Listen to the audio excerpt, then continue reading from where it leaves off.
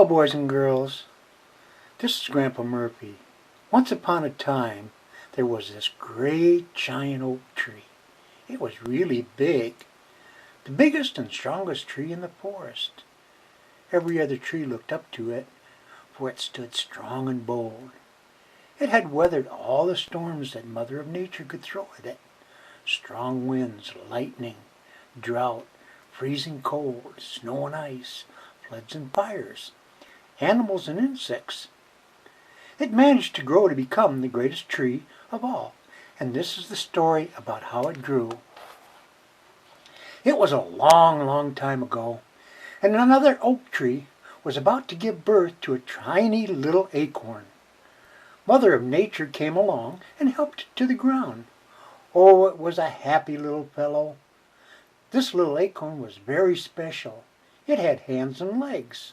All the other acorns made fun of it and began calling him Handicap Handy. He tried to tell them that it wasn't, but he stuttered and all he could say was Handy. That is how he got his name Andy.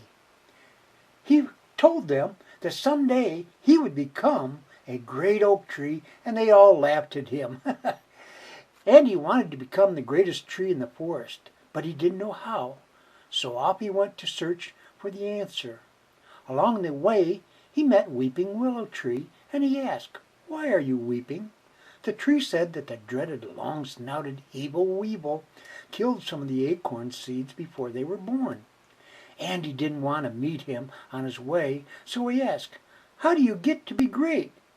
And it said he would have to go through the valley of shadows and darkness and find the tree of knowledge. So off he went to find the secret on how to become great.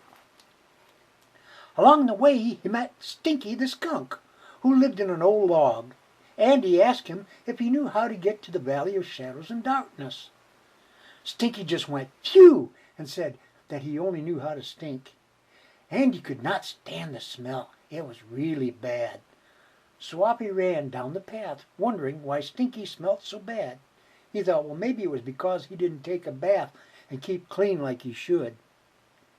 And now as Andy was walking along, he came to an old tree that had two signs pointed in two different ways to go. One said, the hard way, and the other said, the easy way. The hard way looked like nobody had gone that way. It was hardly used. The easy way looked like it was well traveled. Andy was not sure which way to go. Now as Andy was trying to decide, Rebel and Rufus raccoons showed up, and they tell Andy to follow them on the easy way. They said that they had gone that way before and are going to have some fun along the way. Andy isn't really sure, but they talk like they knew, so Andy decided to go along with them. He just wanted to fit in with the crowd. As Andy, Rebel, and Rufus were on their way to the fun city, they met the farmer in the dells who was selling fresh eggs. Rebel and Rufus decide to steal some of the eggs, but Andy doesn't know about it. The next thing you know is the farmer has caught Rebel and Rufus in a trap. Andy decided to hide under some leaves and is really scared. All of a sudden, Mother of Nature comes along and blows the leaves off of Andy, and he becomes exposed. The farmer sees Andy, and Andy takes off running as fast as he could down the easy path again. Andy is running down the path real fast, and suddenly he hears a voice saying, "Where are you running when you are on the wrong path?" Andy is distracted and runs right into a little pig who is trying to run, but he isn't little anymore. He has been eating everything, and now he has too much fat. The little pig tells Andy he is trying to run away from the farmer because the farmer wants to take him to market. Andy didn't want to get caught, so he takes off, leaving the little pig being behind. He's huffing and puffing, and he gets caught. Now Andy was running away from the farmer in the dell. He decided to hide under some leaves again. After a short while, he suddenly hears a rumble of leaves and comes face to face with a stranger. The stranger says his name is Stranger Squirrel. Andy tells him his name, and he said he was hiding from the farmer. The stranger said that he has run away from the farmer before also, and he helps the little acorns hide away in his nest house. He asked Andy if he would like to join him, that he had some good things to eat at his home. Andy says okay, and the stranger squirrel picks up Andy, and down the easy path they run. Now as Andy and stranger squirrel get to the nest, high up in the tree, stranger throws Andy in the corner with the other little acorns who are crying. Andy asks them, why are they crying? And they say the stranger squirrel eats acorns.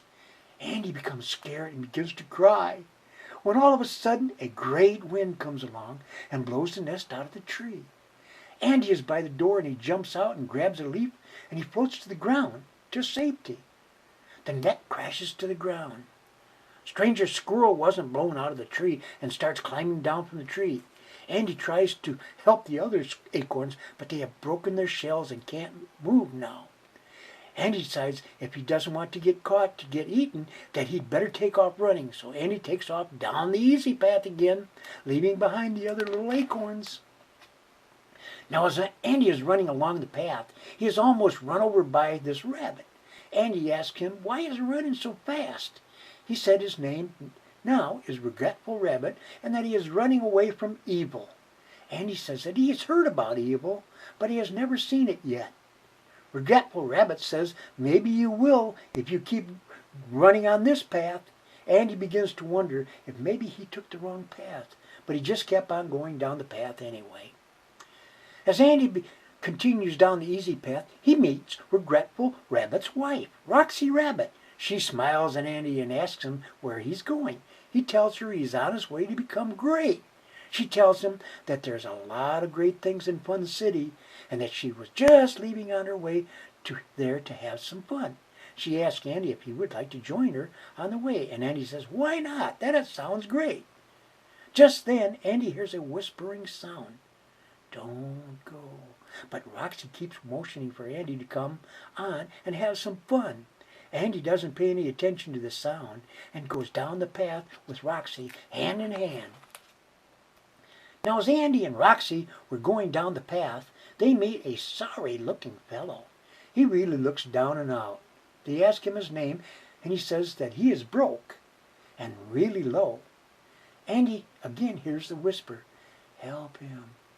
Andy decides to help him, but Roxy says, come on, let's go. He's worthless. And she takes off running down the path without Andy. Andy asks him why he is broke, and all he says is, I thought I would be lucky. I thought I would be lucky. They have it all. They have it all. Why am I going to tell my wife and kids? Andy doesn't know what to do or say, so he takes off down the path again. Going down the path, Andy gets really close to Fun City, and there he is greeted by a rat named Rotten.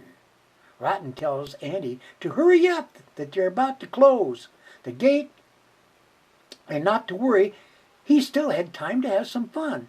Rotten tells Andy that he will have to meet one of the pit bosses, that he will give him a big surprise. Andy hurries with Rotten.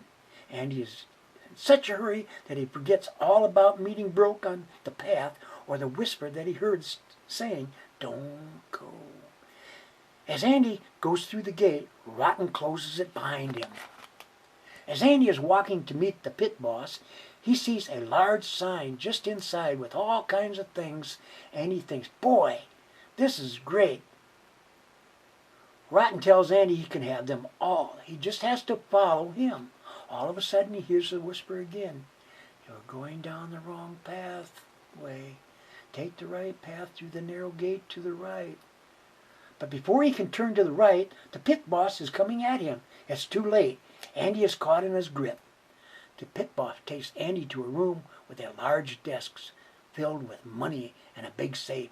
He tells Andy if he delivers a package, he can have all the money he wants. And Andy doesn't like the look of the pit boss, and he gets really scared. Just then Andy hears the whisper again. Run, run, out the back door. This time he listens and runs out the back door and down the path. The next thing he hears is what sounds like gunshots. He sure is glad he got out of there. Andy was running really hard and fast down the path. He kept looking back to see what he missed.